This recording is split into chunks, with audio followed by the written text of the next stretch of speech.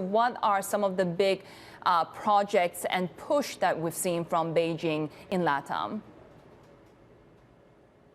We're seeing a big variety of them. Our story takes a look at a very remote province of Argentina, pronounced Jujuy, and we're seeing massive solar panels and mining projects to extract lithium.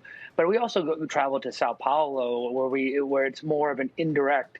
The energy giant State Grid owns the power distribution company that gives electricity to over 10 million Brazilians' homes. So we're seeing a huge infrastructure and investment on behalf of Beijing, both in the private and public level across South America.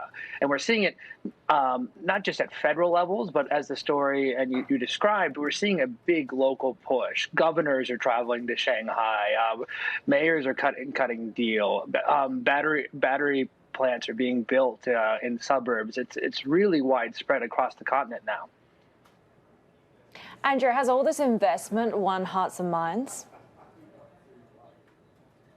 You know, it's certainly pushing them in that direction. It's not clear cut when you go from country to country, but if you look at the story, we talked to Sao Paulo Governor João Doria, and he received a lot of pushback from the U.S. officials under the Trump administration to avoid, doing business with Huawei for alleged spying. And, the sense we get from speaking to officials and a lot of analysts is, they can't afford not to. This is often the best deals available to. And it's not to say that, the U.S. officials are wrong or right, but with facing the problems and need to develop these nations, they simply are going to go often with the best deal available to them.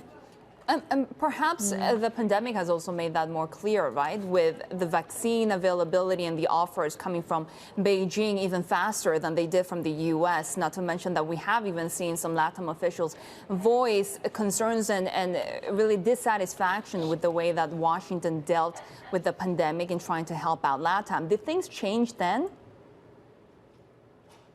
They very much did.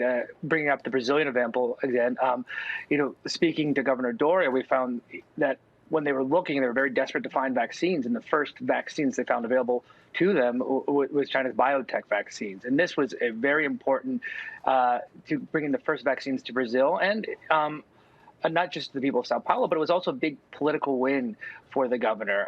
There was pushback from the President Bolsonaro himself, but given the needs at the time, they went and this became the most used vaccine for the initial weeks and months of the pandemic. So I think oftentimes they are filling an immediate need, and this is very much recognized by a lot of these local officials.